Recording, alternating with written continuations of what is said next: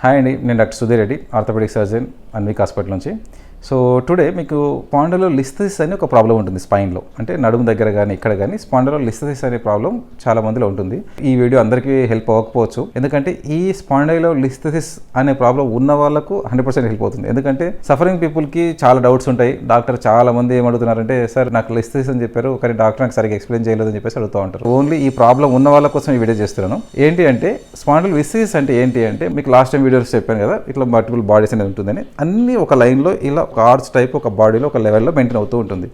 Spondylolisthesis అంటే ఏంటి అంటే, ఒక లెవెల్ దగ్గర ఉన్న వర్టిబ్రల్ బాడీ ఇంకొక లెవెల్ దగ్గర ఉన్న వర్టిబ్రల్ బాడీ ఆల్మోస్ట్ ఇక్కడ ఒక లైన్లో ఉండాల్సింది ఒక దగ్గర నుంచి ఇంకొక దగ్గరికి ఇట్లా ముందుకు జరిగిపోతూ ఉంటుంది. స్పైన్ అంటే పైనుంచి అంత ఒకటి ఉంటుంది, కింద నుంచి అంత ఒకటి ఉంటుంది, కానీ ఒక దగ్గర మాత్రం ఇట్లా ముందుకు జరిగి ఉంటుంది. దీన్ని స్పాండిలోలిస్థెసిస్ అంటాం. లిస్థెసిస్ అంటే ఇన్స్టెబిలిటీ, అంటే వర్టిబ్రల్ బాడీ స్ట్రైట్గా ఉండాల్సింది ముందుకు వెనుక కదులుతూ ఉంటుంది. దానివల్ల కాళ్ళ కిందికి వచ్చే నరం ఏదైతే ఉందో దానివల్ల కంప్రెషన్ అనేది వస్తూ ఉంటుంది, అంటే కాళ్ళకు తిమ్మిరిలాగా నమ్నెస్ లాగా ఇది వస్తూ ఉంటుంది. స్పాండిలోలిస్థెసిస్ ఉంటే స్టేజ్ 1, స్టేజ్ 2, స్టేజ్ 3, స్టేజ్ 4 అంటే 4 స్టేజెస్ ఉంటాయి. దీనికి మందులు వాడాలా లేకపోతే బెల్ట్ వాడాలా అని అడిగితే, నేను ఇంతకుముందు చెప్పాను కదా మన లాస్ట్ వీడియోలో, సార్ బెల్ట్ వాడడం అవసరమా లేదా అంటే, ఇనీషియల్ స్టేజ్ 1, స్టేజ్ 2లో ఈ ప్రాబ్లం ఉన్న వాళ్ళకు, ఈ కాళ్ళు కిందికి లాగుతుంటే స్పాండిలోలిసిస్ ఉంది, సర్జరీ వరకు అట్లా వెళ్ళట్లేదు ఉన్న వాళ్ళకు వీలైనంత వరకు ఈ బెల్ట్ సపోర్ట్ వాడమంటాం. స్టేజ్ 3, స్టేజ్ 4 ఉన్న వాళ్ళకి మాత్రం సర్జరీ అవసరం పడుతుందండి.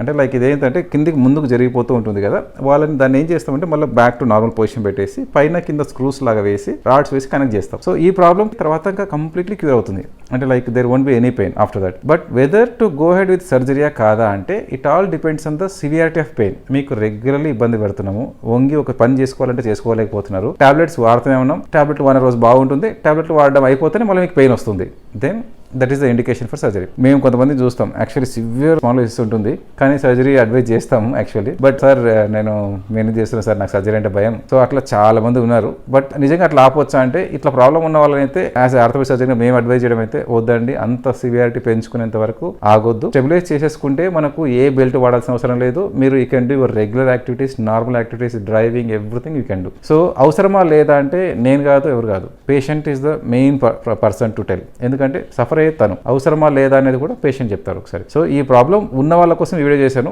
బట్ మీరు ఒకవేళ ప్రాబ్లం ఉంది అన్నప్పుడు, if you consult any orthopaedic surgeon, they will tell you everything. Okay, ఏం ట్రీట్మెంట్, ఏం చేయాలి, మీరు ఏ స్టేజ్లో ఉన్నారు, దీనికి సంబంధించి మనం ఏమేమి ప్రికాషన్స్ తీసుకోవాలి అనేది కూడా మీ ఆర్థోపెడిక్ సర్జన్కి ఎక్స్ప్లెయిన్ చేస్తారు. Okay, thank you.